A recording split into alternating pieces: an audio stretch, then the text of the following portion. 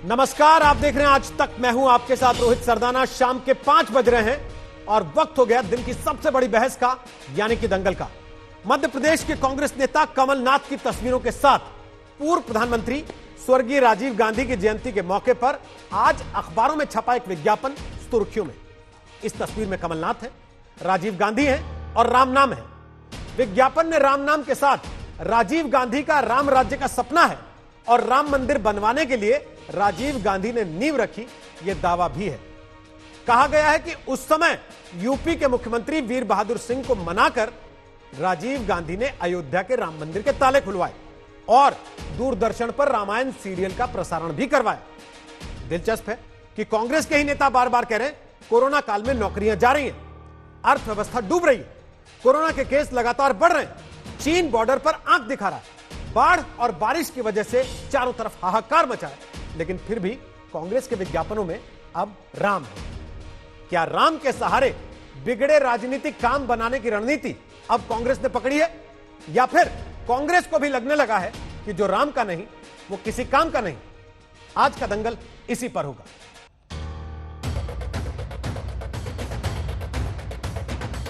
पूर्व प्रधानमंत्री राजीव गांधी की जयंती पर मध्य प्रदेश के पूर्व मुख्यमंत्री कमलनाथ की फोटो के साथ इस विज्ञापन को देखिए।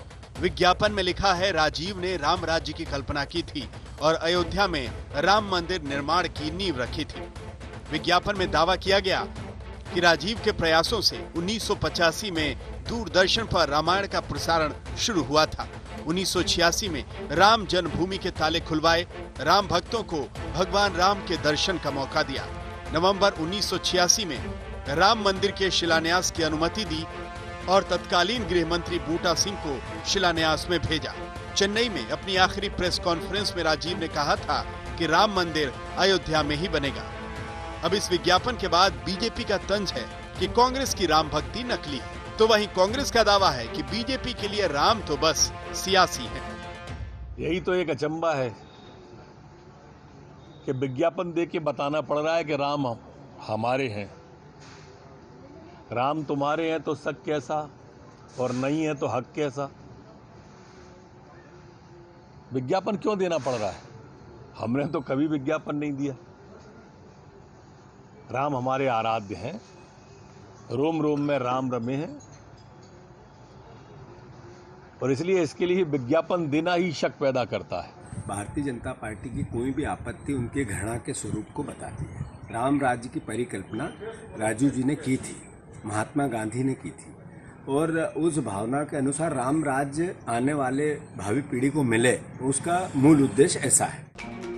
वैसे मध्य प्रदेश में राम भक्ति का ये उबाल ऐसे समय में है जब आने वाले दिनों में वहां विधानसभा उपचुनाव होने हैं। राम मंदिर के भूमि पूजन से ठीक एक दिन पहले 4 अगस्त को कमलनाथ ने हनुमान चालीसा का पाठ भी किया था। कमलनाथ खुद को असली राम भक्त बता रहे हैं। मुझे बड़ी खुशी है, हमने ये कार्यक्रम किया है, हनुमान चालीसा का पाठ हुआ। 11 चांदी के ईंट अयोध्या भेज रहे हैं मध्य प्रदेश की जनता की ओर से। ये 11 चांदी की ईंट हमारे कांग्रेस परिवार के सदस्यों ने दान देकर खरीदे हैं। राम के नाम की राजनीति ने बीजेपी को 2 सीटों से आज देश की सत्ता तक पहुंचाया है। बीजेपी का दावा रहा है कि कांग्रेस राम विरोधी है, लेकिन बीते कुछ वर्षों में कांग्रेस इस छवि को तोड़ने की कोशिश कर रही है। वैसे अगर राम भक्ति की राजनीति जोरों पर है, तो दूसरी ओर राम को काल्पनिक बताने का एक बार फिर प्रयास हुआ है। समाजवादी पार्टी के पिछड़ा वर्ग प्रकोष्ठ के उत्तर प्रदेश अध्यक्ष चौधरी लोटन राम निषाद ने अयोध्या की धरती पर ही कहा कि राम तो बस एक कहानी के पात्र थे। राम के अस्तित्व पर भी मैं प्रश्न चिन्ह खड़ा करता हूं कि राम को लोग कहते हैं दशरथ बेटा, राम एक काल्पनिक पात्र हैं। जैसे फिल्म की स्टोरी बनाई जाती है, वह उसी तरह से राम एक स्टोरी के एक पात्र है। राम का कोई अस्तित्व नहीं है। संविधान भी कह दिया है कि राम कोई नायक पैदा नहीं हुए थे। भारत में कोई राम नाम का कोई व्यक्ति पैदा ही नहीं हुआ था। अयोध्या से बनवीर के साथ रवीश पाल सिंह, भोपाल, आज तक। तो आपको बता दें कि दंगल में आज हमारे साथ 4 खास मेहमान हैं। हमारे साथ सुधांशु त्रिवेदी हैं, जो कि बीजेपी के नेता प्रवक्ता हैं और राज्यसभा के सांसद हैं। हमारे साथ अभय दुबे हैं, जो कांग्रेस पार्टी के प्रवक्ता हैं, मध्य प्रदेश से आते हैं और खासतौर पर पिछले दिनों अपनी रामकथा को लेकर चर्चा में रहे। हमारे साथ इस समय आ गए हैं स्वामी जितेंद्रानंद सरस्वती, जो कि अखिल भारतीय संत सभा के महासचिव हैं, और हमारे साथ हैं अनुराग भदौरिया, जो कि समाजवादी पार्टी के प्रवक्ता हैं। आप सबका स्वागत है दंगल में। अभय दुबे जी, कुछ दिन पहले आपके वीडियो चल रहे थे, कांग्रेस पार्टी ट्वीट करके दिखा रही थी कि देखो अभय दुबे रामकथा भी सुनाते हैं, और आज आप बाकायदे अखबार में विज्ञापन दिलवा रहे हैं कमलनाथ जी की फोटो के साथ, जिसमें लिख रहे हैं कि ताला राम मंदिर का राजीव गांधी जी ने खुलवाया था। सियासत पे आफत आए तो राम जी याद आए। सरदाना जी, राम जी हमारी आस्था के केंद्र हैं। मैं भी सनातनी हिंदू हूं, और विज्ञापन का प्रश्न है तो वो हमारे एक साथी कार्यकर्ता ने दिया है, मध्य प्रदेश कांग्रेस कमेटी ने नहीं दिया है। मगर फिर भी हम कहना चाहते हैं, आदि अनादि अनंत अखंड अभेद अखेद सुभेद का आवे, अलख अगोचर रूप राम को भारतीय जनता पार्टी समझ न पावे।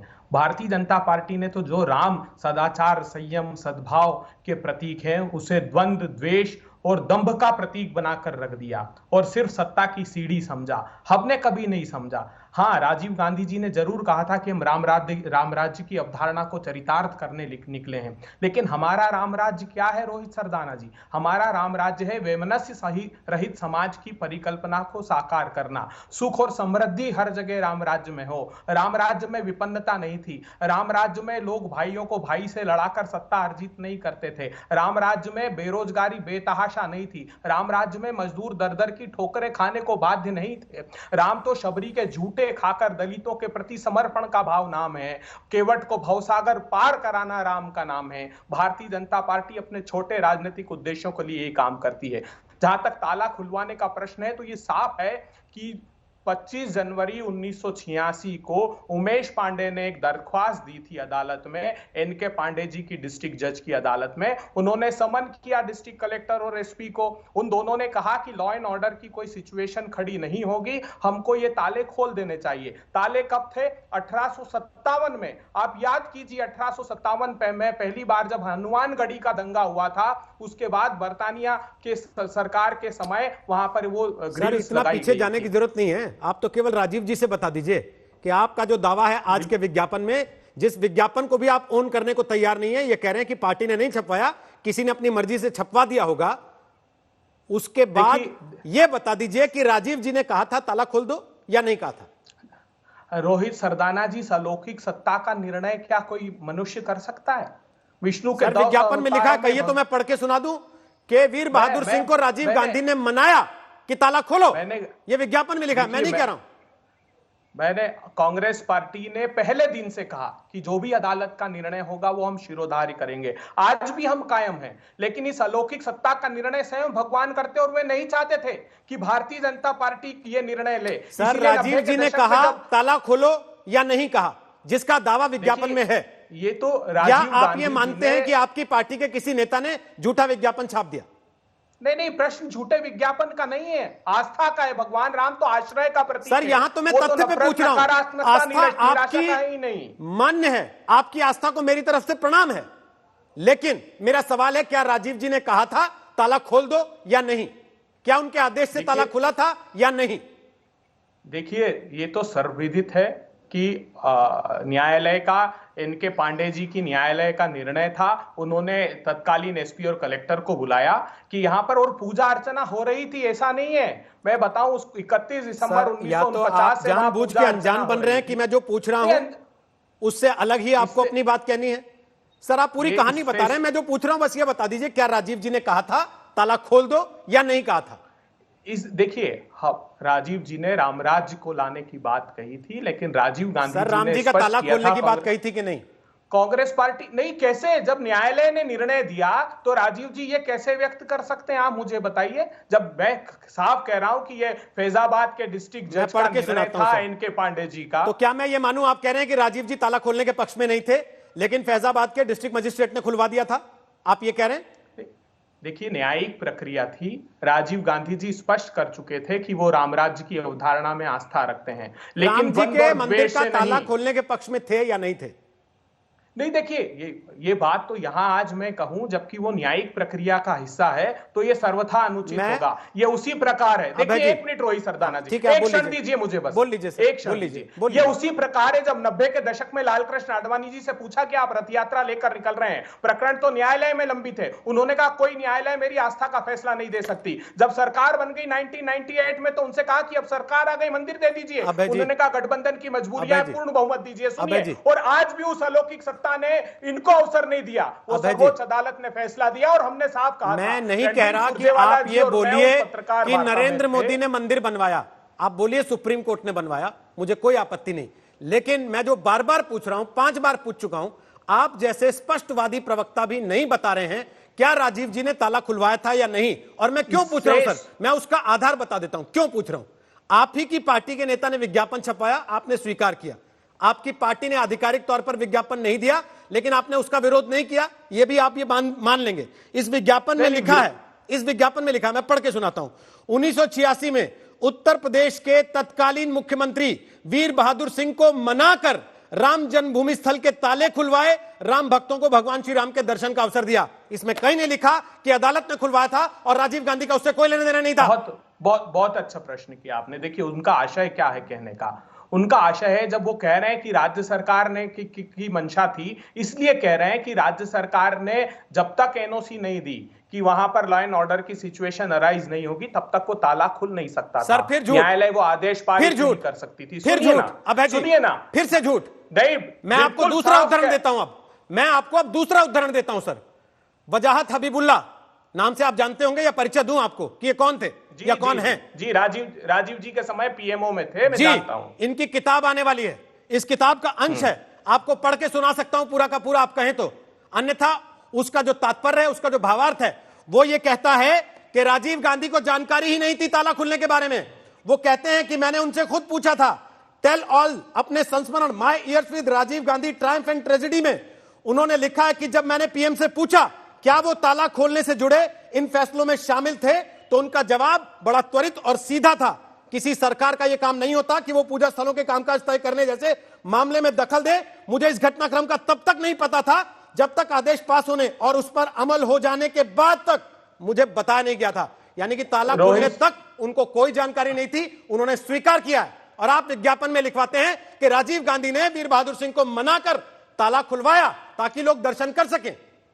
रोहित सरदाना जी, ये वही सज्जन है जिनकी पुस्तक का आप जिक्र कर रहे हैं, जिन पर भारती जी ने, उन्होंने एक और वक्तव्य दिया था। उन्होंने एक आर्टिकल लिखा था कि शाहबानू प्रकरण में राजीव गांधी जी नहीं चाहते थे, मगर एमजे अकबर जी ने इंसिस्ट किया उनको, इसलिए वो निर्णय हुआ। उस पर भारतीय जनता पार्टी प्रतिक्रिया देती है क्योंकि एमजे अकबर जी भाजपा के नेता हो गए थे कि ये झूठ की बुनियाद पर है। तो आज उसको कैसे जस्टिफाई कर सकते हैं? सर, ये तो भाजपा के झूठ का सवाल आप भाजपा से पूछें, मुझे कोई आपत्ति नहीं। मैं आपके विज्ञापन के झूठ का सवाल आपसे पूछ रहा हूं, जिसका जवाब आपने आज नहीं दिया।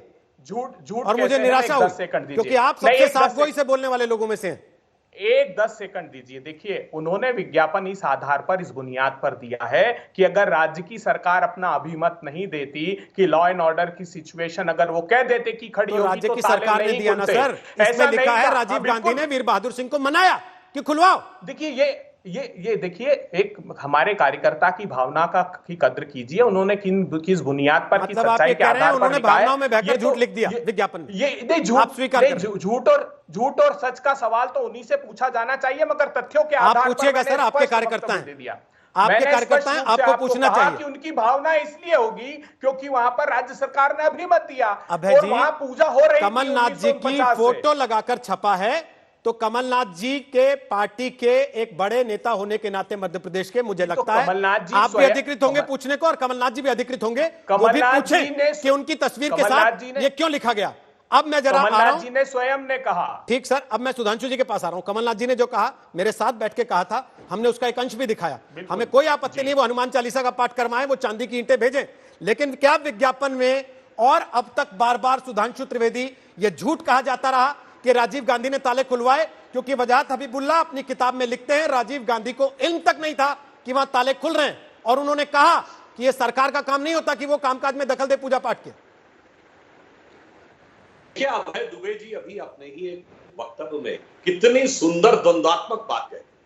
एक तरफ वो ये सिद्ध करने का प्रयास कर रहे हैं इस विज्ञापन में कि इतनी मजबूत सरकार थी, और थी भी, भारत के इतिहास की सबसे मजबूत सरकार थी, कि वो अदालत का निर्णय उसने करवाया, तो पहले ये कह रहे। दूसरी तरफ इतने कमजोर, बेबस और नादान थे कि एक पत्रकार के कहने पे शरीयत बदल दी है, शरीयत का नियम लागू कर दिया। मान्यवर, आपके जैसे बुद्धिमान प्रवक्ता को इस प्रकार के पूर्णतः, जिसे कहते हैं डायलेक्टिक लॉजिक, जो एक दूसरे से बिल्कुल ही अपोजिट जाते हो, ऐसा तर्क देने से बचना चाहिए। अब दूसरी बात, आपको पता है राजीव गांधी जी ने राम राज्य का नारा कब दिया था? 1989 लोकसभा चुनाव का श्री गणेश उन्होंने अयोध्या में राम राज्य के नारे के साथ किया था, नवंबर 1989। आज भी कमलनाथ जी विधानसभा चुनावों को ध्यान में रख के बोलने वाला बात। चलिए, एक साल के अंदर नवंबर 1990 जब मुलायम सिंह यादव ने गोली चलवाई और कार सेवकों की हत्या करवाई, और जिसके लिए वो 2017 तक छाती ठोक ठोक कहते रहे कि 16 हिंदुओं को मरवाया था, 16 कार सेवकों को मरवाया था, 40 भी मर जाते तो कोई गम नहीं था। उनको जीवन दान दिया किसने? राजीव गांधी जी के नेतृत्व की कांग्रेस ने बचाकर। और मुझे अच्छी तरह याद है, मैं तो लखनऊ का रहने वाला, 1991 लोकसभा विधानसभा चुनाव साथ साथ थे। मोहल्लों में, कॉलोनियों के बाहर बैनर लगे थे कि कार सेवकों की हत्या का समर्थन करने वाले कृपया वोट मांगने ना आए। तब तक शहरों में सपा बसपा का कोई होल्ड नहीं था, सिर्फ कांग्रेस ही थी सबसे मजबूत पार्टी, और कांग्रेस के नेता दौड़ा लिए जाते थे। ये तो हकीकत थी। और रही बात राजीव जी के टाइम में राम राज्य बड़ा अच्छा था। अभी दुबे जी ने बोला कितनी ग्रोथ रेट थी? 2% हिंदू ग्रोथ रेट, ये थी विकास की गति। और वह राम राज्य था जिसमें शाहबानो केस में शरीयत के लिए कह रहे अदालत का निर्णय तो करवाया। अरे अदालत का जो निर्णय पलटा था वो तो इतिहास में दर्ज है। और भारत के इतिहास में पहली बार यदि प्रधानमंत्री, एक बात और पूरा कर दूं, भारत के इतिहास में पहली बार प्रधानमंत्री किसी भ्रष्टाचार के आरोप में घेरे में आए तो स्वर्गीय राजीव गांधी जी के समय में। सुधांशु जी, तो सबको पता है कितना राम राज्य था और कितने मन का भाव था। नहीं सुधांशु जी, अभी राम राज्य पर भी आऊंगा। कोरोना के दौर में जब इस देश में 27-28 लाख से ज्यादा लोग कोरोना पीड़ित हैं, जब हम दुनिया में नंबर 1 पे आ रहे हैं बीमारों की तादाद की एवरेज में हर रोज, जब बाढ़ बारिश लगातार हम पर हावी हो रही है, जब नौकरियां लगातार जा रही हैं, जब अर्थव्यवस्था गड्ढे में है, तो रामराज की परिकल्पना क्या है उस पर भी मैं आपसे पूछूंगा सवाल।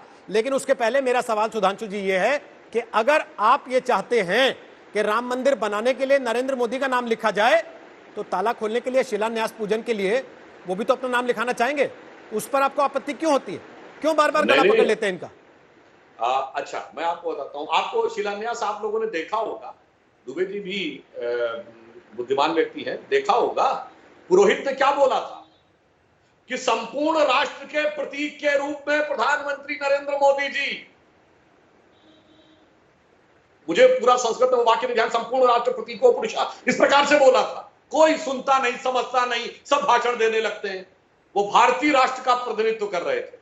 और उस समय जब राजीव गांधी जी थे, संपूर्ण राष्ट्र के प्रतिनिधि होते हुए सर्वोच्च न्यायालय के निर्णय को दमन करके शरीयत लाने का काम कर रहे हैं। क्या तुलना कर रहे हैं आप दोनों के बारे में? स्पष्ट रूप से दिखाई पड़ता है। शरीयत लाने का क्या बात करते हैं आप?